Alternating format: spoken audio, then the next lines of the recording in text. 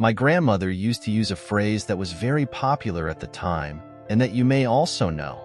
She said, "It's necessity that makes the frog jump." Do you know this phrase? I was just a child of 9 or 10 years old. I kept thinking, what the hell need is this that makes the poor frog jump? I didn't understand. It took me several years to decode my grandmother's philosophy, and today I understand that we often only know one type of generosity, which is giving. Giving something is easier than giving of yourself, than committing to something or someone. In other words, donating yourself is much more complicated. Once, a wise man was speaking to a group of people who were listening attentively, and then a rich man who was also there said, "Tell us about the gift." And the wise man replied, "You give little when you give from your possessions. It is when you give from yourselves that you really give." The man, faced with this answer, became quiet, confused in his thoughts. But isn't that curious? Because for our mentality in general, we think that stripping away material goods is generosity in itself. Or we think that the only thing we can do for a person in need is to give things. Sometimes, giving things can even be cruel, because it prevents her from growing, from jumping like a frog. It prevents her from having the experiences she needs to grow. You are in a way interfering with the mechanism of life. It's interesting, if you notice, because it's a first mistake that we have to correct. A person whose purpose is to be a virtuous person, to be a good person, who assumes being as the purpose of life, prevents you from having things as means. Being does not prevent having. Imagine, Plato wrote beautiful books on philosophy. If he had the internet to spread this to the whole world, wouldn't it have been good for humanity? People who are very generous, if they had material means, would expand their generosity. Wouldn't it be better to have it? It does not prevent as a means, it prevents when it is an end. For example, if I want to be the richest person in the world, if I am fraternal and donate part of the goods I acquire, it will get in the way, it will delay my goals, right? Because every time I'm getting rich, I'm going to give some away, and then I will never get rich. Do you understand that? So it's very curious that you notice why we sometimes have a somewhat medieval mentality that owning things is a sin that the generous cannot allow. Why couldn't we own things? You have them precisely as the fruit of your work, and you do not have them as a purpose in life, but as means. Sometimes not having things is not a sign of generosity or altruism, but simply an inability to achieve them. Do you understand? The wise man in the previous account immediately puts this as a contrast. The rich man asks for generosity. He must not know what he is talking about. Why not? And then he responds, "Well, you give little when you give your possessions. You think it's giving, it's just giving things. That's just the first stage of generosity." And he goes on, he explains this, right? It is by giving of yourself that you really give. For what are your possessions but things that you keep for fear of needing them tomorrow? Understand, he is talking about possessions, not just physical possessions. A man who accumulates too much more than he needs for a dignified life, much more than he would need to survive well, in good conditions, signifies a fear, an insecurity, as if in some way he would depend on it and would need it. The man in this position polarized, inverted the meaning of his life. Instead of generosity, he became a necessity, expanding his needs beyond normal. If you stop to think, the men who make history, the great men in world history, were they great because they had many things, or because they gave many things? Stop to think. If a person needs to have many things to be great, the greatness belongs to the things, therefore it is not theirs. It's not that?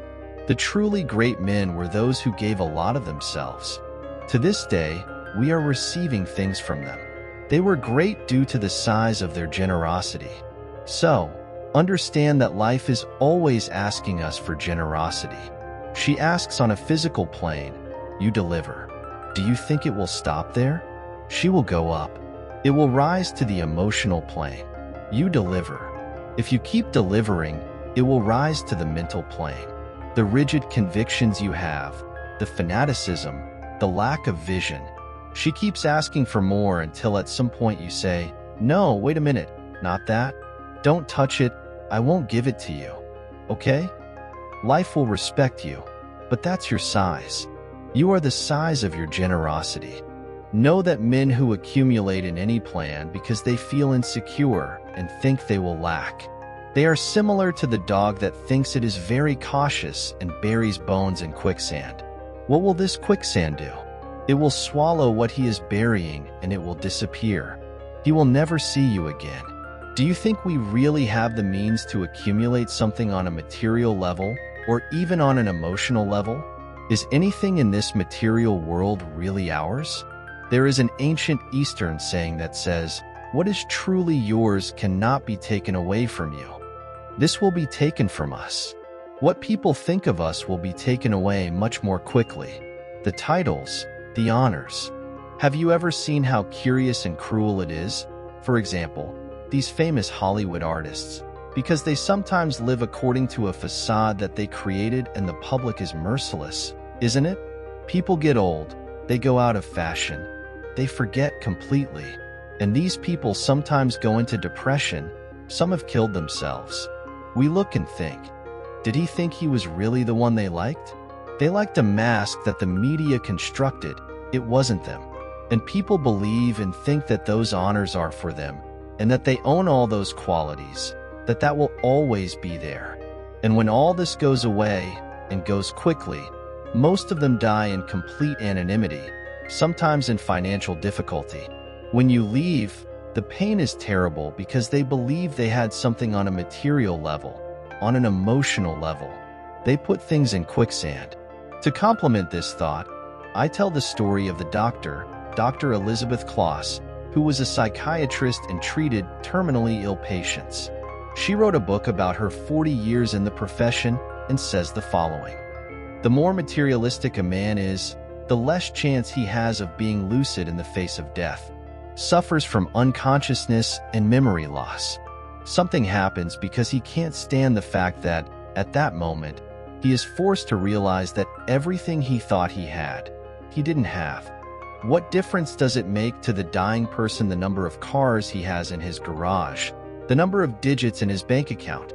You realize that at that moment you just sink into quicksand. This is all nothing.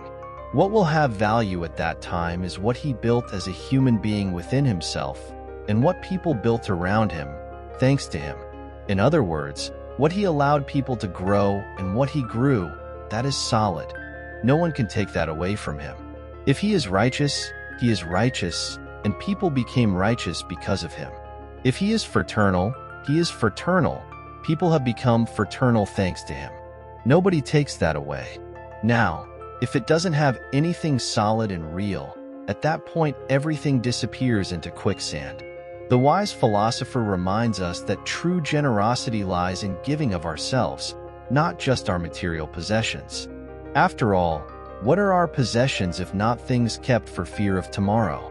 And when we accumulate more than necessary, it's as if we sink into the quicksand of insecurity, losing sight of what really matters. Great men in history were not great for accumulating, but rather for giving of themselves, for sharing their virtues and knowledge with the world.